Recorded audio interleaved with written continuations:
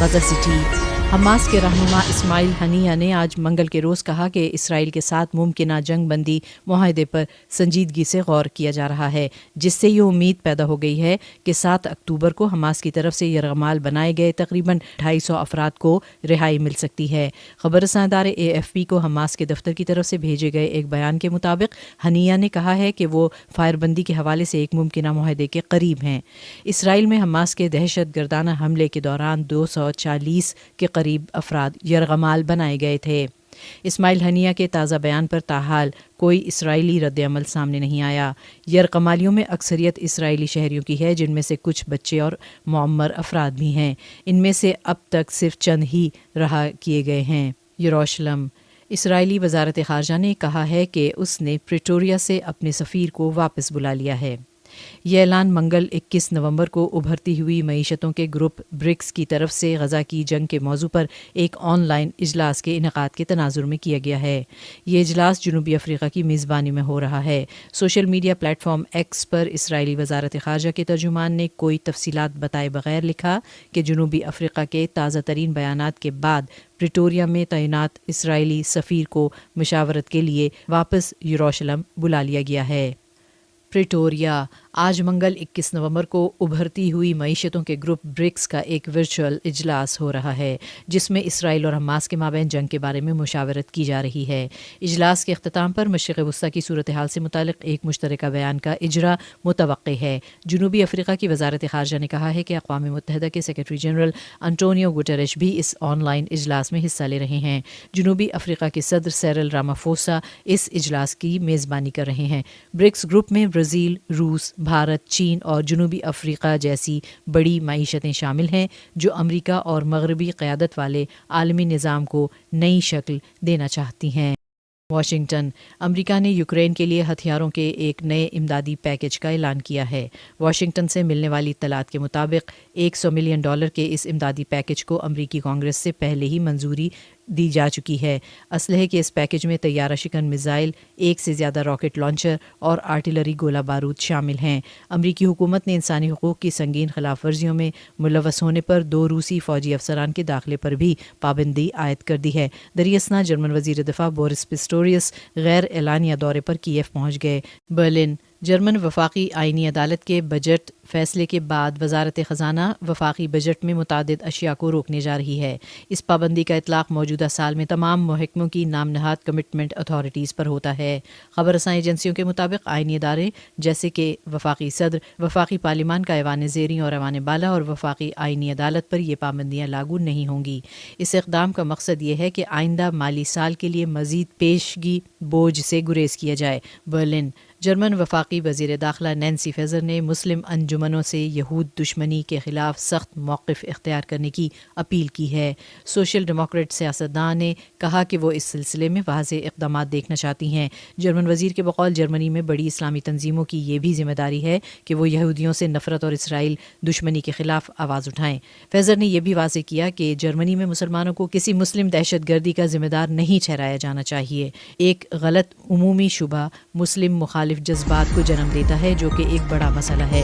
German وزیر داخلہ کے یہ بیانات برلن میں جاری 2 روزہ اسلام کانفرنس کے موقع پر سامنے آئے۔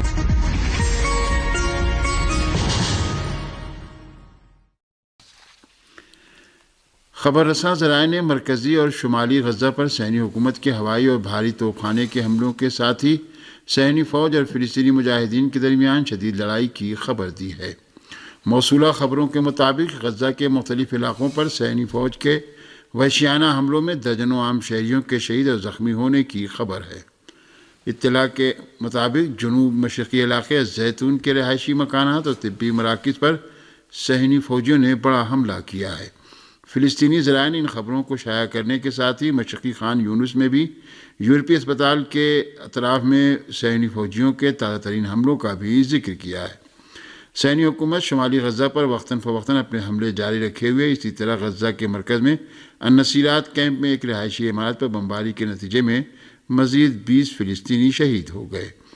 فلسطینی نیوز ایجنسی شہاب کے مطابق النصیرات کیمپ میں عبدالعظیم الحاج کے گھر پر بھی جارح صہیونی فوج نے حملہ کیا، جس کے نتیجے میں گھر کے ملبے تلے متعدد افراد دبے ہوئے ہیں۔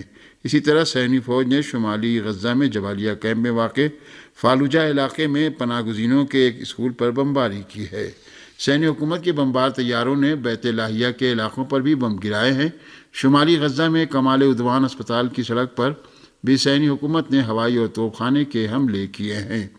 ان حملوں کے ساتھ ہی شہر غزہ اور اس کے شمال کے بعض علاقوں میں تحریک مزاحمت کے جیالوں اور غاصب سینی فوجیوں کے درمیان گھمسان کی لڑائی ہو رہی ہے۔ لبنان کی اسلامی استقامت نے مقبوضہ فلسطین کے شمال میں واقع صہیونی آبادی کے علاقے مطلع میں ایک ایسی عمارت پر حملہ کیے جانے کی خبر دی ہے جہاں صہیونی فوجی موجود تھے۔ لبنان کی اسلامی استقامت نے مقبوضہ فلسطین کے شمال میں واقع صہیونی فوجی ٹھکانوں کے نئے حملے کیے جانے کا اعلان کیا ہے۔ حزب اللہ لبنان نے ایک بیان میں اعلان کیا کہ تحریک مزاحمت کے مجاہدین نے منگل کو ایک ایسی عمارت کو اپنے حملے کا نشانہ بنایا ہے جس میں صہیونی فوجی جمع تھے۔ غاصب صہیونی حکومت کے ریڈیو نے بھی اس حملے کی تصدیق کرتے ہوئے لبنان کی سرحد سے ملنے والے مقبوضہ فلسطین کے علاقے میں ایک عمارت پر میزائل حملہ ہونے کی خبر دی ہے۔ اسی طرح پریس ذرائع نے غزہ کے اطراف میں صہیونی آبادی کے علاقوں میں خطرے کا سائرن بجنے کی خبر دی ہے۔ دوسری جانب بعض پریس ذرائع نے اعلان کیا ہے کہ مقبوضہ شمالی فلسطین میں ڈرون حملے کی دھمکی ملنے کے بعد مختلف علاقوں میں خطرے کا سائرن بجنے کی آوازیں سنی گئیں۔ صہیونی ذرائع ابلاغ نے بھی اعلان کیا کہ خطرے کا سائرن لبنان سے ملنے والی مقبوضہ فلسطین کے سرحد کے قریب واقع علاقوں میں بجا ہے۔ المیادین چینل کے مطابق صہیونی حکومت کے بمبار طیاروں نے جنوبی لبنان میں اس چینل کی نیوز ٹیم پر بمباری کی ہے۔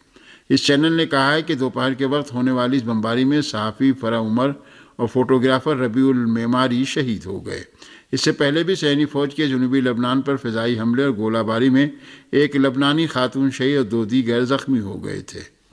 کچھ دنوں قبل صہیونی حکومت نے جنوبی لبنان میں صحافیوں کی ایک ٹیم پر بھی حملہ کیا تھا جس میں ایک صحافی شہید اور متعدد زخمی ہو گئے تھے۔ صہیونی حکومت کے بمبار طیاروں نے کفر شعبہ اور ایتا اشوب علاقوں کو نشانہ بنایا ہے۔ اسی طرح جنوبی لبنان کے 2 قصبوں یارون اور ایترون کے آس پاس کے علاقوں کو بھی توپ خانے کے حملوں کا نشانہ بنایا ہے۔ تحریک حماس نے کہا ہے کہ صہیونی حکومت کے ساتھ جنگ بندی معاہدے تک پہنچنے کے قریب ہیں جس کی تفصیلات کا اعلان قطری اور مصری برادران کریں گے۔ تحریک حماس کے سیاسی دفتر کے رکن عزت الرشق نے ایک انٹرویو میں کہا ہے کہ اسرائیلی فریق خاص طور پر نیتنیاہو جنگ بندی کی راہ میں رکاوٹ پیدا کر رہے ہیں۔ انہوں نے کہا کہ مزاحمتی گروہ سیاست اور میدان جنگ میں متحد ہیں اور جنگ بندی معاہدے میں تمام مزاحمتی گروپ شامل ہیں۔ انہوں نے کہا کہ مذاکرات میں حقیقی پیش رفت ہوئی اور ہم جنگ بندی معاہدے سے نزدیک ہو گئے ہیں اور جب معاہدہ تکمیل کو پہنچ جائے گا تو اس کا اعلان قطری برادران کے توسط سے کر دیا جائے گا۔ منگل کو تحریک حماس کے سیاسی دفتر کے سربراہ اسماعیل ہنیہ نے بھی ایک بیان میں کہا تھا کہ فلسطینی مزاحمت اور صہیونی حکومت جنگ بندی معاہدے کے قریب ہے اور ہم نے اپنا جواب قطری بھائیوں اور سہولتکاروں تک پہنچا دیا ہے۔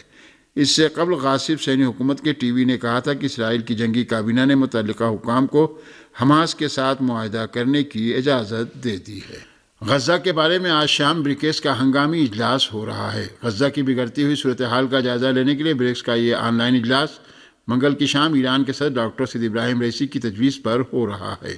صدر مملکت ڈاکٹر سید ابراہیم رئیسی کی تجویز پر بریکس تنظیم کے اس آن لائن ہنگامی اجلاس میں غاصب صہیونی حکومت کے وحشیانہ جنگی جرائم اور مظلوم فلسطینی عوام کی نسل کشی روکنے اور غزہ کے مظلوم عوام تک امداد پہنچانے کی راہوں کا جائزہ لیا جائے گا۔ اقوام متحدہ میں ایران کے مستقل مندوب امیر سعید ایروانی نے کہا کہ غزہ کے عوام صہیونی حکومت کے ہاتھوں انجام پانے والے انسانیت کے خلاف جنگی جرائم کا مشاہدہ کر رہے ہیں۔ امیر سعید ایروانی نے اقوام متحدہ کی جنرل اسمبلی میں غزہ کے بارے میں منعقد ہونے والے اجلاس میں کہا کہ غزہ کے عوام کو عالمی سطح پر جنگ بندی کے مطالبات کے باوجود انسان دوستانہ امداد روکے جانے اور صہیونی حکومت کی وحشیانہ کارروائیوں کا سامنا ہے۔